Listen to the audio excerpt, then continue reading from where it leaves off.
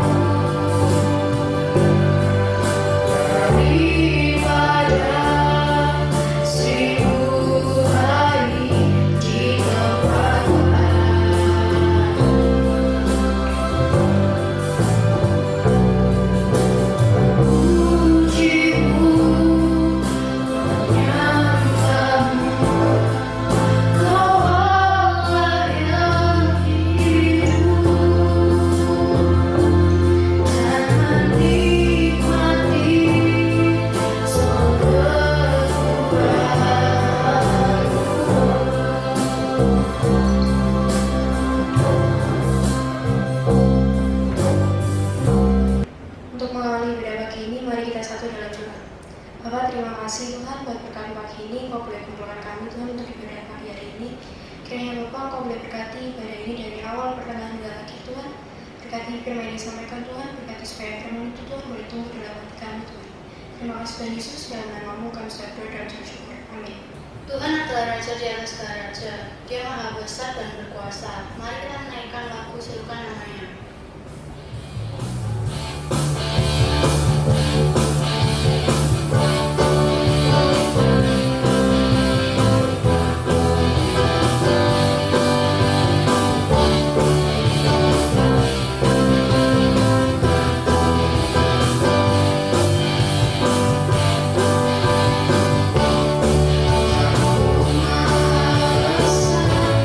Tuhanku maha kuasa.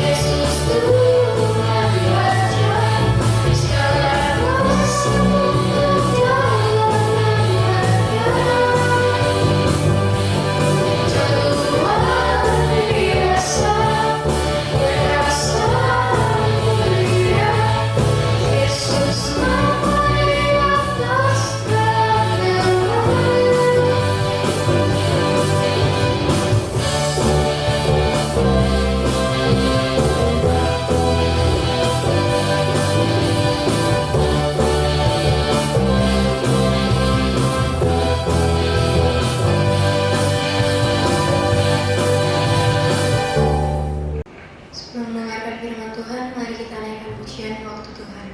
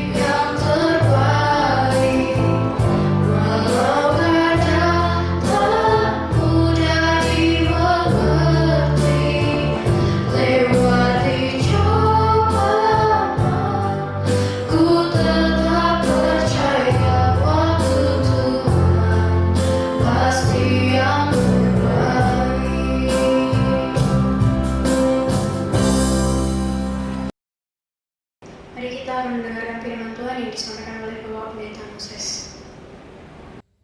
Shalom, Ibu Bapak dan anak-anak yang dikasihi Tuhan. Mari kita berdoa, mohon pimpinan Roh Kudus untuk menerima firman-Nya. Bapa, terpujilah nama-Mu, dan dengan hati yang bersyukur kami menghadap tahta-Mu, memohon pertolongan Tuhan, anugerah Tuhan untuk menopang kami, menuntun kami, memimpin kami kepada tujuan hidup yang Tuhan tetapkan bagi kami. Oleh karena kami sadar bahwa hidup kami di tengah-tengah dunia ini semestinya lah merupakan perjuangan, karena di dalamnya ada ancaman, ada tantangan, ada hambatan, ada gangguan-gangguan yang sewaktu-waktu dapat menghambat perjalanan kami menuju tujuan hidup yang Tuhan tetapkan bagi kami. Karena itu kami membutuhkan Tuhan setiap waktu hadir menuntun dan memimpin kami. Karenanya kami mohon kiranya saat ini Tuhan memberkati kami dengan kebenaran firman-Mu. Bersabdalah ya Bapa, kami mau mendengar. Demi nama Tuhan Yesus kami berdoa. Amin. Renungan firman Tuhan pada pagi hari ini saya dasarkan atas kitab Yosua pasal 1 ayat 1 sampai ayat yang ke-8. Yosua 1 ayat 1 sampai 8 demikian bunyinya. Sesudah Musa hamba Tuhan itu mati, berfirmanlah Tuhan kepada Yosua bin Nun, abdi Musa itu demikian. Hambaku Musa telah mati, Sebab itu bersiaplah sekarang, seberangilah sungai Yordan ini, engkau dan seluruh bangsa ini, menuju ke negeri yang akan kuberikan kepada mereka, kepada orang Israel itu. Setiap tempat yang akan diinjak oleh telapak kakimu, kuberikan kepada kamu, seperti yang telah kujanjikan kepada Musa. Dari padang gurun dan gunung Libanon yang sebelah sana itu, sampai ke sungai besar yakni sungai Efrat, seluruh tanah orang Het sampai ke laut besar di sebelah matahari terbenam, semuanya itu akan menjadi daerahmu. Seorang pun tidak akan dapat bertahan menghadapi engkau seumur hidupmu. Seperti aku menyertai Musa, demikianlah aku akan menyertai engkau. Aku tidak akan membiarkan engkau dan tidak akan meninggalkan engkau. Kuatkan dan teguhkanlah hatimu, sebab engkaulah yang akan memimpin bangsa ini memiliki negeri yang kujanjikan dengan bersumpah kepada nenek moyang mereka untuk diberikan kepada mereka. Hanya kuatkan dan teguhkanlah hatimu dengan sungguh-sungguh. Bertindaklah hati-hati sesuai dengan seluruh hukum yang telah diperintahkan kepadamu oleh hambaku Musa. Janganlah menyimpang ke kanan atau ke kiri, supaya engkau beruntung kemanapun engkau pergi. Janganlah engkau lupa memperkatakan kitab Taurat ini, tetapi renungkanlah itu siang dan malam, supaya engkau bertindak hati-hati sesuai dengan segala yang tertulis di dalamnya. Sebab dengan demikian perjalananmu akan berhasil dan engkau akan beruntung. Demikianlah firman Tuhan. Ibu, bapak, dan anak-anak yang dikasihi oleh Tuhan, Tuhan telah menjanjikan tanah Kanaan untuk menjadi tanah air bagi bangsa Israel. Hal itu telah diteguhkan dengan perjanjian Tuhan kepada nenek moyangnya, Abraham, Ishak, dan Yakub, dan kemudian mulai digenapi ketika Musa diutus oleh Tuhan bersama-sama dengan bangsa Israel keluar dari tanah perbudakan di Mesir. Tetapi sebagaimana kita tahu, semuanya itu melalui proses yang panjang. Sekalipun Tuhan bisa memberikan itu secara langsung, tetapi ternyata tidak demikian. Tuhan mengajak mereka di dalam proses perjuangan mendapatkan negeri yang dijanjikan oleh Tuhan kepada mereka. Sebagaimana di dalam bagian yang kita baca, hamba Tuhan Musa itu telah mati dan dikuburkan. Nah, kita melihat kemudian Tuhan membangkitkan Yosua untuk memimpin bangsa Israel. Nah, apa yang Tuhan tegaskan kepada Yosua? Dikatakan demikian, hambaku Musa telah mati, sebab itu bersiaplah sekarang, seberangilah sungai Yordan ini, engkau dan seluruh bangsa ini, menuju ke negeri yang akan kuberikan kepada mereka, kepada orang Israel itu. Nah, perhatikan, mereka bukan hanya berdiam diri, mereka harus bersiap-siap untuk perjuangan. Nah, kita melihat ibu, bapak, dan anak-anak yang dikasihi oleh Tuhan. Sekalipun di sana tampaknya gambarannya begitu mudah. Setiap tempat yang akan diinjak oleh telapak kakimu, kuberikan kepada kamu, seperti yang telah kujanjikan kepada Musa. Tetapi demikian kita dapat melihat bahwa yang ditegaskan oleh Tuhan kepada Yosua dan bangsa Israel itu ialah mereka mesti berjuang. Di dalam ayat yang kelima dikatakan, seorang pun tidak akan dapat bertahan menghadapi engkau seumur hidupmu. Seperti aku menyertai Musa, demikianlah aku menyertai engkau. Aku tidak akan membiarkan engkau dan tidak akan meninggalkan engkau. Nah, tetapi perhatikan di sini dengan jelas tadi ditegaskan, kalau Tuhan berfirman, seorang pun tidak akan dapat bertahan menghadapi engkau seumur hidupmu.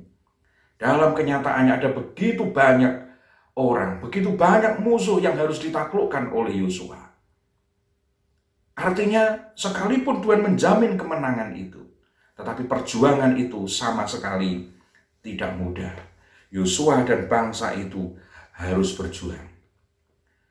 Nah, untuk dapat memenangkan perjuangan itu dibutuhkan kualitas-kualitas karakter yang terbaik. Nah, yang pertama kita belajar, Yosua dan bangsa itu harus memiliki hati yang kuat, hati yang teguh, hati yang berani untuk berjuang. Sebagaimana dikatakan di sana, beberapa kali ditegaskan oleh Tuhan kepada Yosua, kuatkan dan teguhkanlah hatimu, sebab engkaulah yang akan memimpin bangsa ini. Kuatkan dan teguhkanlah hatimu.